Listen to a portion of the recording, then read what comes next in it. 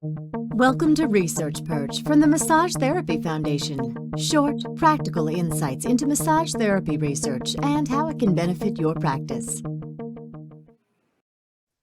Hi, everyone. My name is Adrienne Asta, licensed massage therapist and proud to be the president of the Massage Therapy Foundation. I am so thrilled to have our guest today, Ruth Werner, who is the author of A Massage Therapist Guide to Pathology, as well as the host of I Have a Client Who podcast.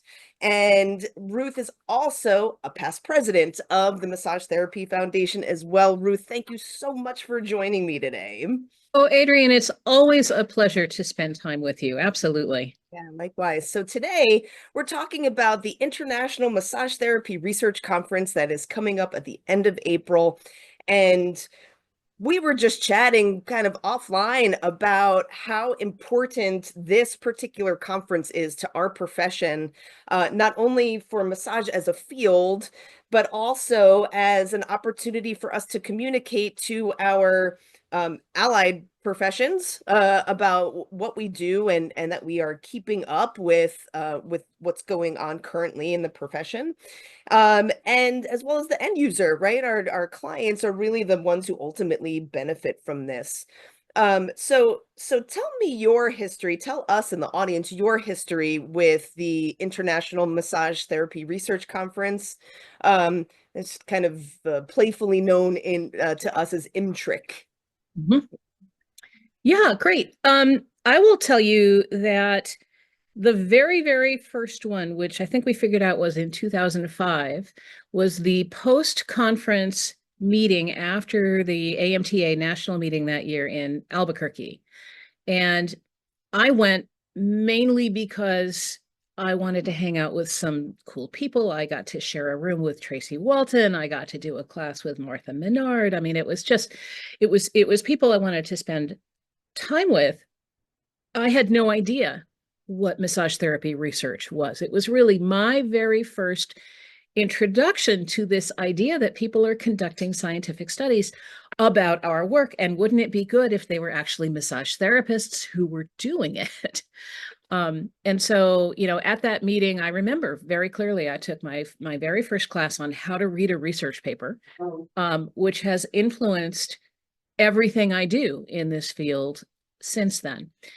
Another amazing thing that happened at that meeting was, and you can actually see this if you go to pubmed.gov, which is our international database of research in the life sciences in peer-reviewed journals.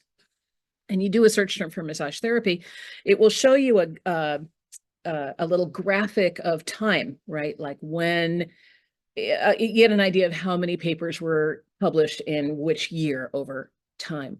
And if you pull back on that and you look up to 2005, the numbers are very low. And then in 2005, there's this big spike, which was really an outgrowth of that initial meeting when researchers kind of looked at us and went, oh, here's a largely unexplored field. Let's learn what we can about massage therapy. And now, as someone whose job is to kind of stay in touch with what's going on in massage therapy research, especially in the context of diseases and conditions, I am thrilled to say that there just aren't that many conditions anymore where I can't, where when I put in a search term, the number of responses is zero. Our evidence base is shallow compared to many other healthcare providers and healthcare modalities, but it is growing. And I really believe that was triggered, sponsored, initiated by IMTRC. And we see a spike like that every year when there's an IMTRC meeting. So it was absolutely thrilling. And it opened whole new worlds to me. And I would love for anyone who is thinking that, well, what do I need to know about massage therapy research? That's not what I do. I don't wear a white coat and carry a clipboard. The beauty of IMTRC is it's by massage therapists for massage therapists. And we will have speakers and presenters from outside our community who want to learn more about what we're doing.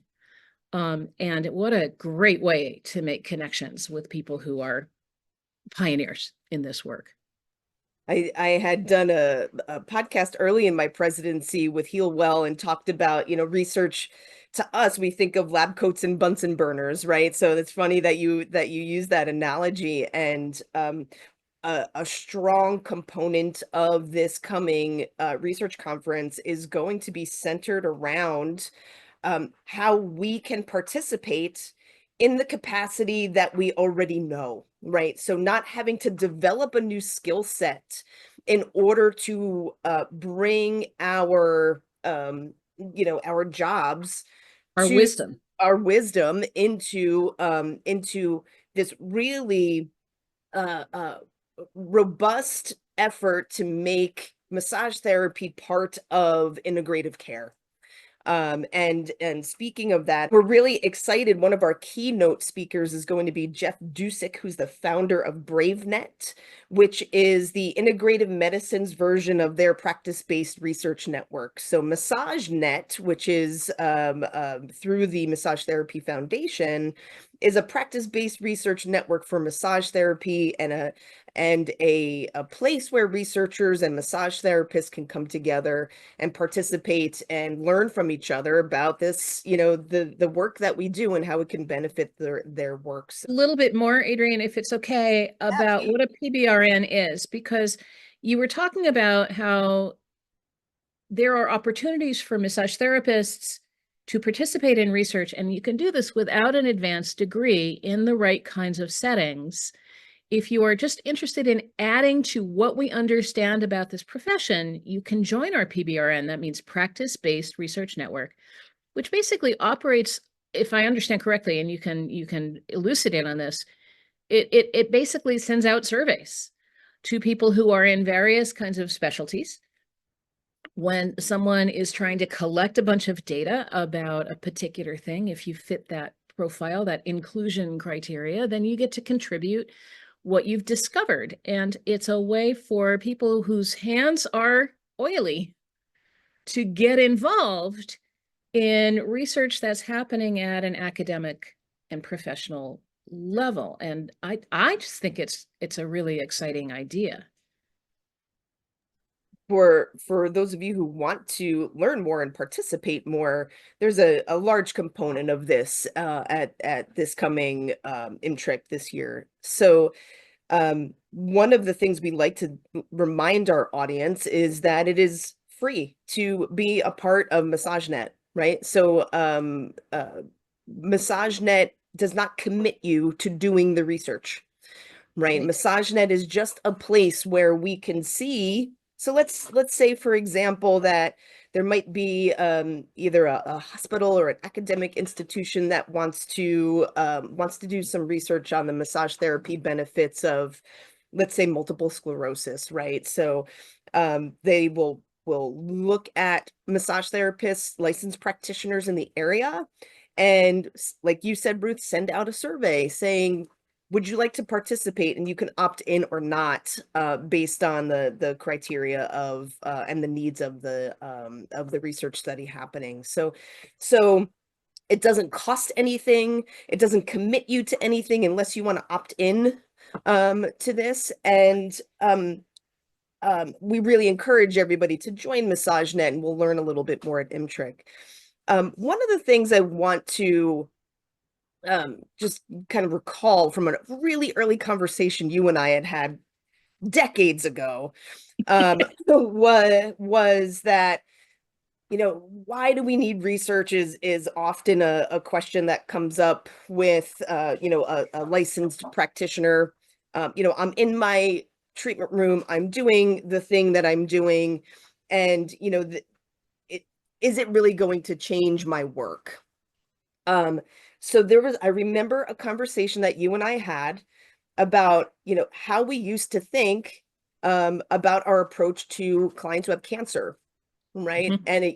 And it used to, I don't want to tell your story because I don't want to put words in your mouth, but it was very, it was this aha for me back in the day, because like you had said, we used to say, like, we can't massage people with cancer. Like, this was kind of the a big no when I was in massage school. I remember that our admissions team had a hard time accepting people into the program who had a cancer history because there was this danger of, we're going to metastasize this cancer. So, I don't know if you have anything to add with that. I said I wasn't going to recap that conversation, but that was kind of this piece of, oh, wait a second, maybe we can help them.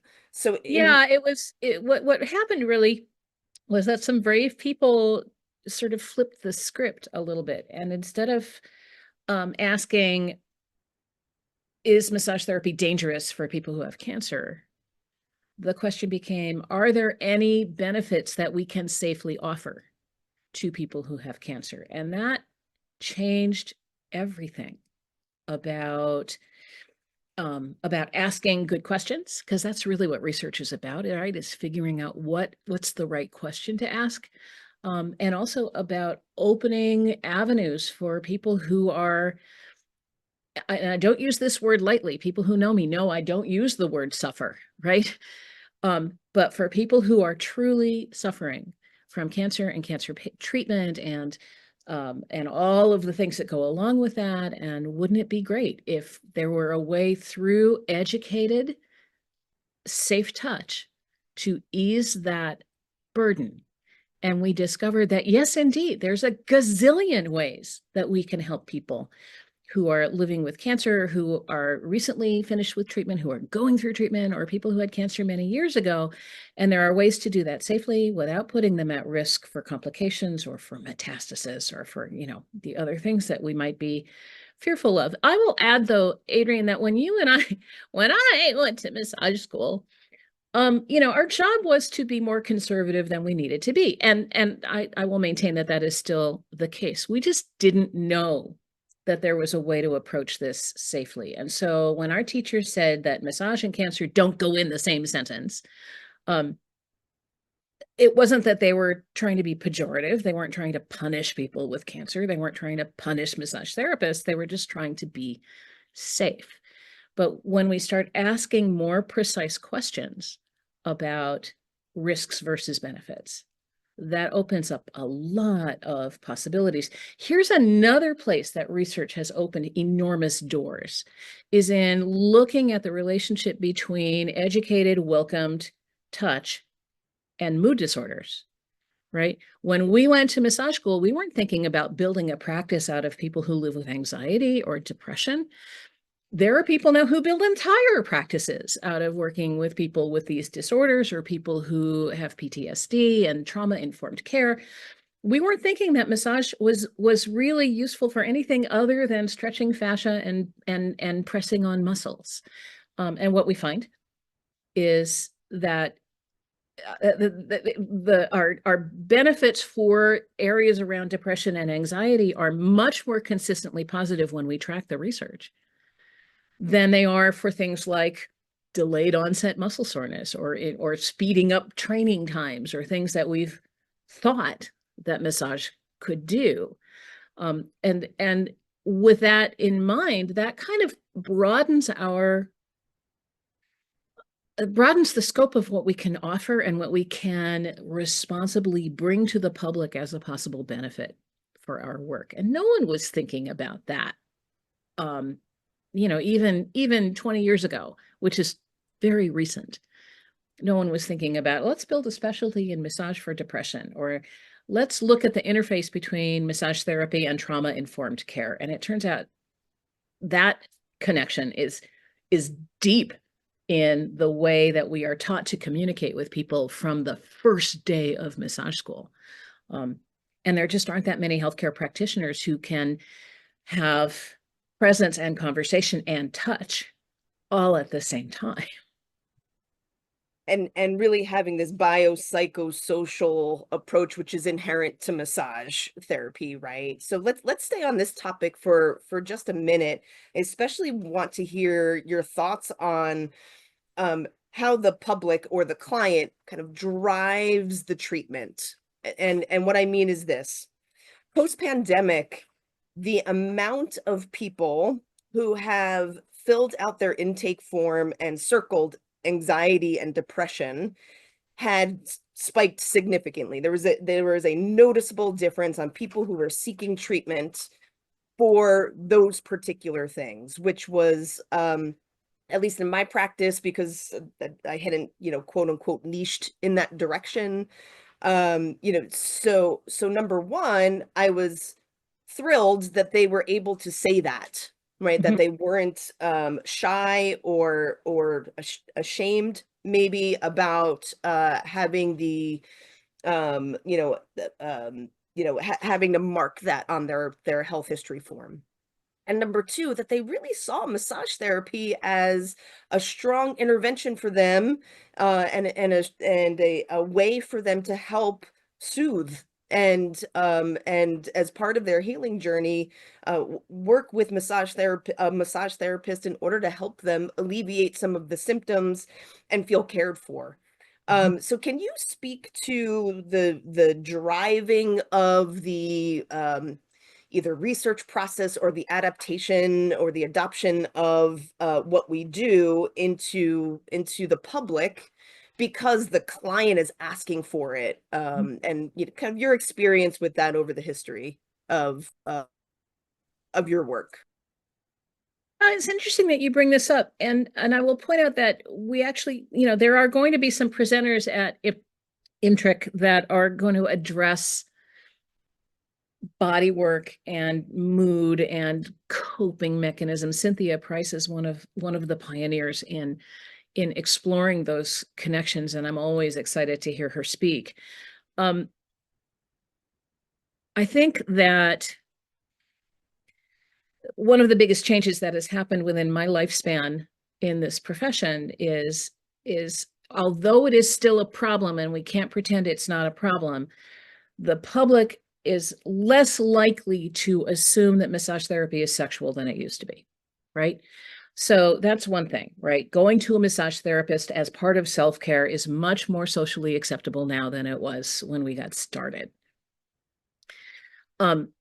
Being able to say, yeah, I'm struggling with depression, or yeah, I'm struggling with anxiety, also much, much more socially acceptable, which is a wonderful thing. It used to have a huge stigma attached to that. And so understanding that welcome to touch, which might not happen in a lot of other contexts in a person's life, especially if they don't have a loving partner, that feeds us in a way that nothing else feeds us. And I am happy to see massage therapists recognize how important this is.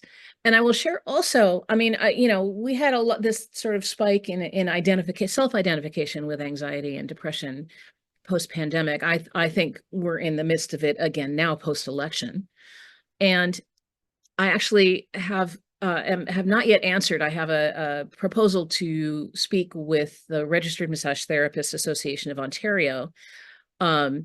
And they are asking me to develop a class for them on anxiety and stress specifically related to the political climate. And I don't know if I'm going to do that. But there is, I don't know how much of this is, I don't know how much of this is client driven directly. I think massage therapists are increasingly aware that they have a way in of becoming a professional nurturer, right? And leaning into that role in a way that is really helpful. One of the things that Cynthia talked to me about, because I had her on my podcast, one of the things that Dr. Price talked about was a client that she worked with who was, who was severely traumatized. They'd been homeless. They'd been addicted. They'd had a lot of struggles, who through body work became able to identify, oh, okay, so this knotted up, twisty, tight feeling in my stomach is related to the way I think about this problem in my life. And maybe I can take a deep breath and relax these muscles a little bit, and that lightens up, right? So body awareness and how we deal with stress is something that we can use as a mechanism in massage therapy. And that's something that Dr. Price and her cohorts will be speaking about. And I don't think it's possible for me to overstate how important that is in a time when people feel isolated and not heard in the world. Yeah, for sure. One of the I think debates we have within our profession is, typically when we do massage research, it's for one aspect of the work that we do.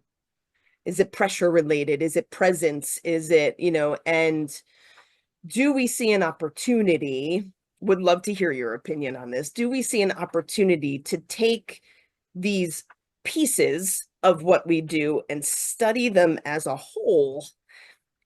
So, there's fantastic stuff coming out of the Netherlands about what type of pressure releases what type of white blood cells and whatnot, and that the mechanisms, right? And there is argument from another side saying like, well, we're not just pressure machines, right? So my rose-colored glasses, rainbow, outlook on life says, yes, once we find the mechanisms and then once we study the social aspects, we could put them together and really see something incredible. Do you see a trajectory of where we should go next, or what seems the most promising? We were talking about the agreement with mental health, but just want to elaborate a little bit more on what might be next. What's next? That's a very interesting question. I actually was talking to Dr. Bove the other day about his work, and he'll be doing a presentation on that is highly mechanistic, right? That is really about what I think it's post-radiation fibrosis. And that is a situation that causes a great deal of harm and suffering, if you like, that can be addressed with body work. And that is, I wouldn't call it a pressure machine, because we are, in the moment responsive. Although there's a whole thing about robot massage that Healwell is looking at, which is terrifying. So, and then there's a whole, I believe, largely unexplored field of where massage therapy fits in that biopsychosocial model, especially around chronic pain, right? And so that is a little softer and a little harder to understand in terms of the mechanism, except, unless you get very deeply into neuroanatomy. But I will share that, way back when I was in massage school, what we now call the biopsychosocial approach to healthcare, then we called holistic health. I mean, it's just really looking at the person as a whole thing. And when someone has pain, it's not just because of irritated neurons, it's because of interpretation and history and how much sleep they got and how much sugar they eat. And, so many things that contribute to a person's experience. And when we think about massage therapy in that context, really, and pain, all that we're looking for is how to turn down the dial. We're not going to fix it necessarily, but what we can do is make a situation more livable. So mechanism, what would we call that? Biopsychosocial or holistic approach. They seem sort of different paradigms. I think what we need to do, I don't know if it's next, I think what we need to do is figure out how they blend. Because I don't think we thrive when we're in an either or situation. I can't agree with you more on this. And I think there's overwhelm that comes with somebody who might want to participate in the discovery of that. and there's this, where do I start? You're like, where does you know, Adrienne, the massage therapist who has a treatment room in Tucson, Arizona, you know, where does, that's probably a bad example because I've been kind of in this In massage the therapy loop, huh? bubble, but let's say Jane Smith, right, who's practicing in Wichita, right, for 2 years, who has an interest in saying like, this massage thing is really helping a bunch of people. You know, how can I help to tell my story about what's happening in the treatment room? I know what I would say to this person. Write a case report, Write a but case yes. report. Write a case report. And sometimes that could be overwhelming, and we're looking at addressing that at MTRC, and the Massage Therapy Foundation has tons of free resources for you to use for writing a case report. There's guidance, there are ebooks and whatnot that are really solid. They might have to be looked at again, but you know, as far as our ability to contribute in that way, a case report tells our story about what's happening in the treatment room. So I'm But going to it be is I'm going to be overwhelming, you it's know, which it can be overwhelming. because not everybody's a writer. Not everybody's Um, right. and science writing is arduous, you know, it's very persnickety. Mhm. But you know, the other way to tell a story, either about successes or about frustrations, is through a practice-based research network, is joining MassageNet. And um, when someone's gathering information on a topic that you have some expertise with, you get to share. And it doesn't all have to be success. If you have clients who have MS and you don't feel like you're getting the kinds of results that you think you should be getting, that's important to share so that we can, the larger community can kind of look at that and go, wonder why, what's the obstacle here? And the ability to put down the right answer, right? Here's the right answer. Here's the this is the absolute answer. This is the answer, right? As if. And I want to express to the audience that is an important thing to communicate to your clients as well. Just because they don't have a positive result from your work doesn't mean you shouldn't get that information from them. I tell my clients often, like, let me know if you're worse. It will not hurt my feelings. And it will actually be great information for me to have, because that will then change my treatment and change where I look to find the resources for what's happening and the person that I might refer you to as well. That a negative outcome is not bad, right? I remember You have to learn from it. It's only yeah. bad if you don't learn anything from it. And this gets me to one of my very, very favorite soapboxes, which is about critical thinking. Yes. And massage therapists have some skills in this, but I think we fall a little bit short on the very extremely important last step of critical thinking, which is evaluating what happened. Because if we don't gather that information, which, by the way, is the foundation of research, then we don't learn anything and we can't continue to get better. And maybe, the fact that the client continues to book sessions is your idea that you're having great success. That's a thing, and that's great. But what if you said, what's your favorite part of the massage? What's the part of the massage that works best for you? What is the part of the massage that you don't like so much, so that you can continue to hone and sharpen your skills? And so what's happening there in that one-to-one relationship is research. We're just, the IMTRC is a place where that sort of gets taken to the most exquisitely analyzed findings. Right.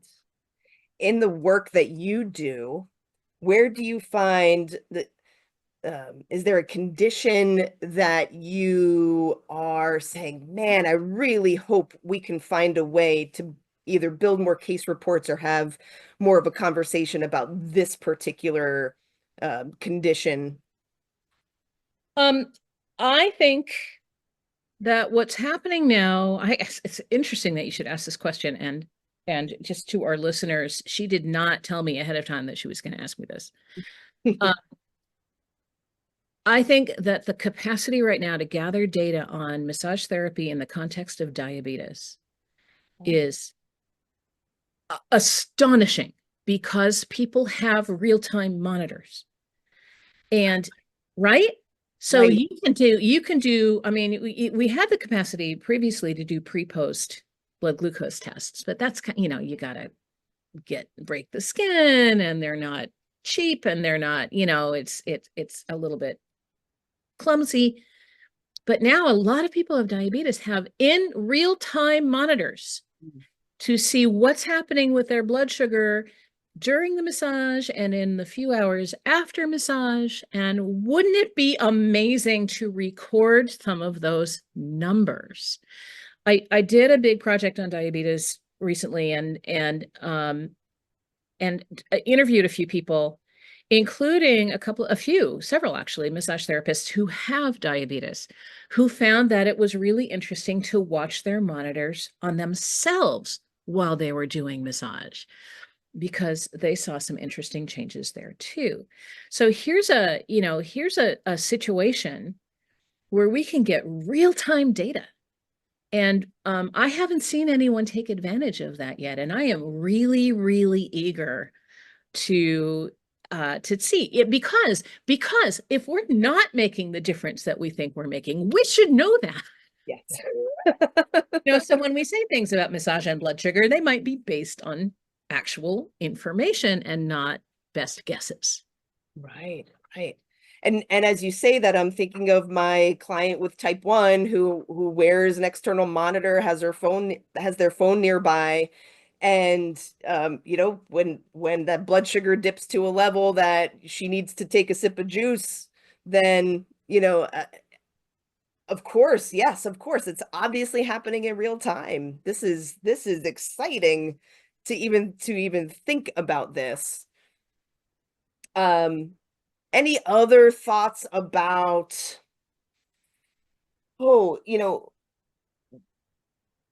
what are some conditions? So I'm thinking about, and its most simple example, a pregnant client comes to you, right? So for me, and when I teach about prenatal massage, I often say, in the title of my CE course is "Pregnancy is not pathology." Right. Yay. Right. So, and that, I don't think this is common anymore, but there was this "don't massage somebody in their first trimester" caution, right? More so for litigious reasons than anything. But the fact that I was massaging them probably while they were the most vulnerable in their pregnancy, and now we discover that they're pregnant, and why would I change anything based on that? So any thoughts about other, I'm not going to call pregnancy a condition, but a condition that changes the way we function, but it's not a pathology. And we've been doing what we thought was good, and a good, smart intervention for this particular client, even though they didn't have an official diagnosis yet. How do we look back on the work that we've done, maybe with the symptoms that have come up for this particular client, but now we know through a diagnosis, and do we change something because what we were doing was working? So here's a, I don't want to call it a conundrum, but it's information for sure. It's a little bit, it can be very concerning. Yeah. If you've done deep work with a lot of heat for your client who has MS, and then you read, and then they get diagnosed, and you read, oh no, heat is terrible for people who have MS, and yet your client seems to thrive on it. What do you do? Right. Right. But let's look at that path, but I want to step back for a second because I want to address the pregnancy thing. Yeah, sure. I was thrilled to see that Sarah Fogarty from Australia is one of the speakers. She wrote this astonishing paper on pregnancy and risks and massage therapy and helping pregnant ladies not be scared. And I was very honored to be one of her reviewers early in that process. And I didn't know she was coming. She's coming from Perth, I think. Yeah, she's physically going to be there. Yes. Yeah. So I'm very excited to meet her because I think her work is really important. But all right, so let's go back down this path about you discover that your client has a condition and what you've been doing doesn't fit the prescribed model for what's best for them. I think there are a couple of things to think about. I think it's reasonable and realistic and ethical to be a little bit worried and cautious. And the ways there are good and ethical and reasonable ways to deal with that. And one of them is to initiate a conversation, not to get permission, but to get information from that person's healthcare team, of course, if they give you permission to do that. So anyone who knows me and works with me knows that I am very, very anti-doctor's note. And I have a whole class called A Doctor's Note is Not Good Enough.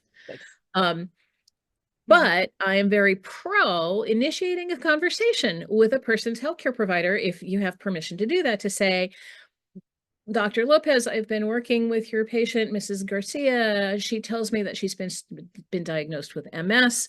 Here's the kind of work I've been doing with her, and here are my concerns. Do you have feedback for me about this? Because she seems to be doing well, right?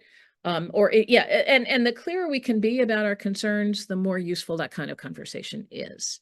So it's, I think it's fine to backtrack a little bit if you've been going down a way with your client and you are now no longer sure that it's the best possible way, to get more information and maybe to go slower and be more conservative and know what kinds of responses to watch for. For instance, we've been using this model of a person with MS, and there's almost instant feedback. If something is happening in terms of sensitivity or stimulation for someone who has MS, they will have a painful spasm. And so if what you're doing is helping them get looser instead of having painful spasms, you're probably on the right track. But if you want to get more information to make sure that you are being as safe as possible, get more information. Talk to their healthcare provider, not for permission, but to inform your choices. It's been my experience that physicians are more available for conversations like that. And our allied health professions are really excited actually to hear more and to talk more about how massage therapy can be part of this process. So, well, and that's another thing, another opportunity that IMTRC provides is being able to talk to people who are friendly, but not within our profession, to say, what's the best way to communicate with you? What's going to be the most efficient and effective way for us, for massage therapists to create partnerships with other kinds of healthcare providers? Yes. Okay. Was there a part 2 now?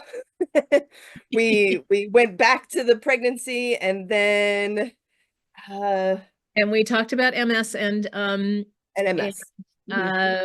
Working a little bit in the dark and getting more information.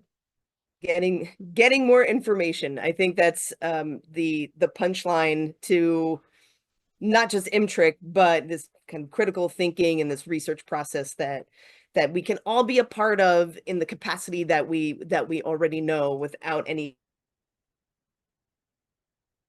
kind of separate skill, aside from the increasing and honing your communications and what's happening under your fingers, and how we can engage our allied professions. So Ruth Werner, thank you so much, everyone. Ruth Werner, host of the I Have a Client Who podcast, author of A Massage Therapist's Guide to Pathology, and an overall awesome human who will be at IMTRC with us. We can't wait to see you, Ruth.